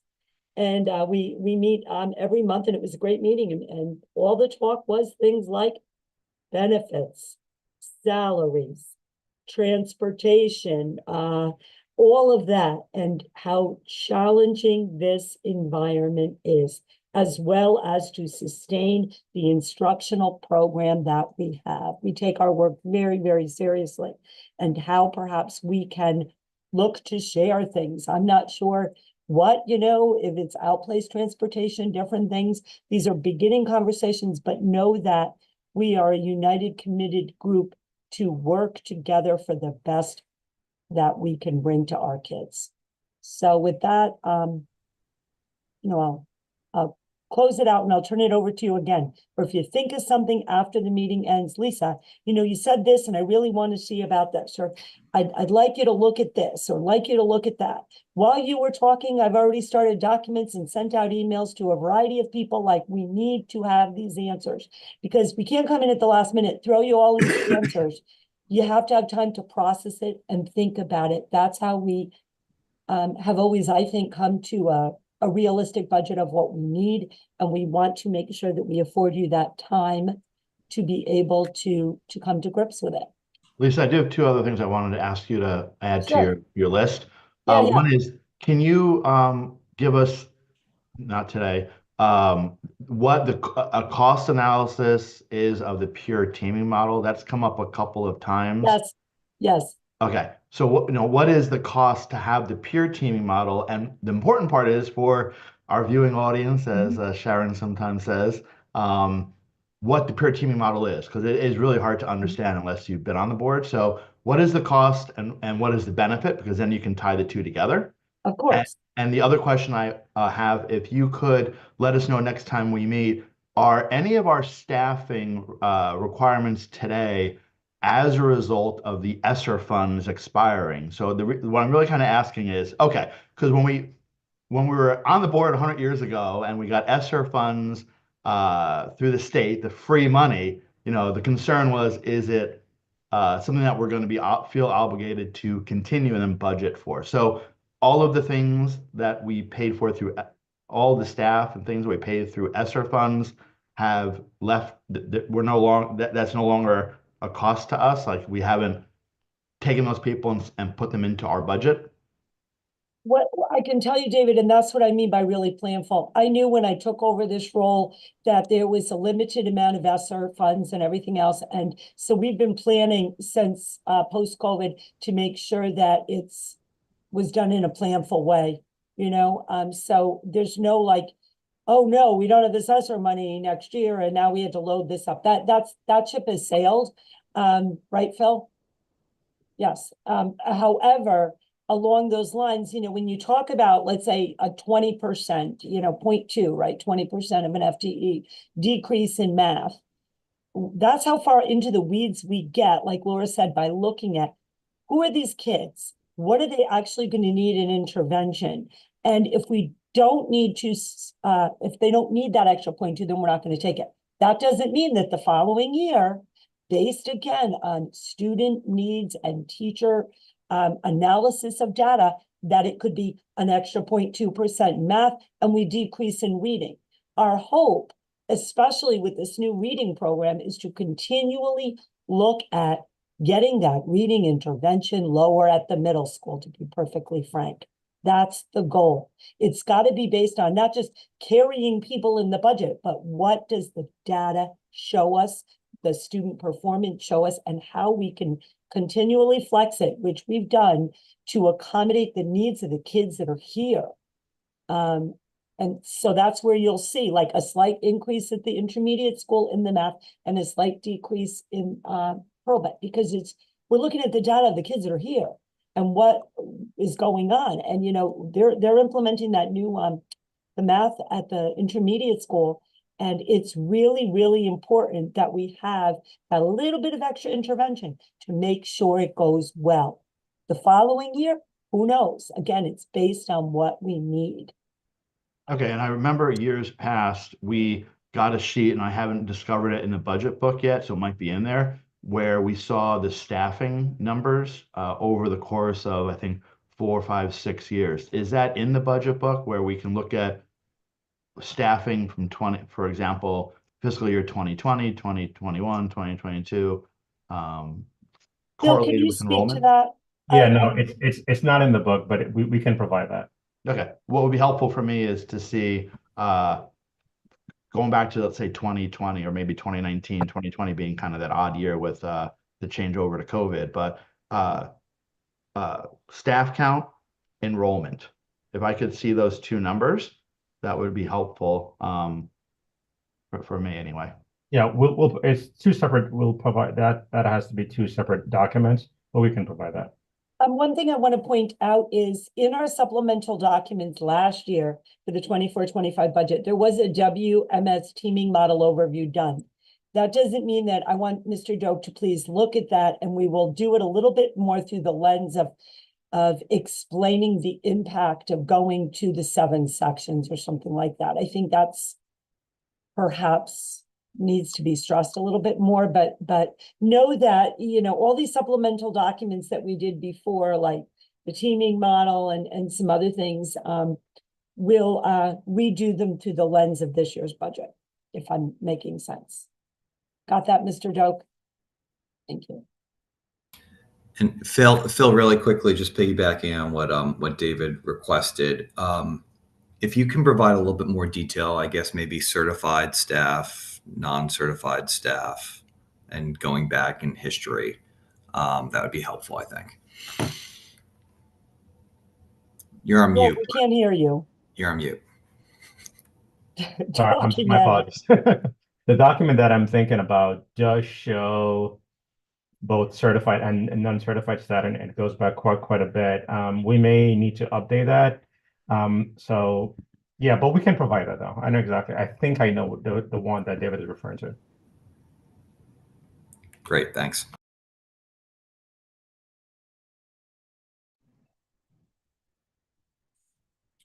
Are we good for the day? Is that a yes? So if that's the case, can we have a motion to adjourn? So moved. Second? Second. All those in favor? Aye. Aye. Thank you.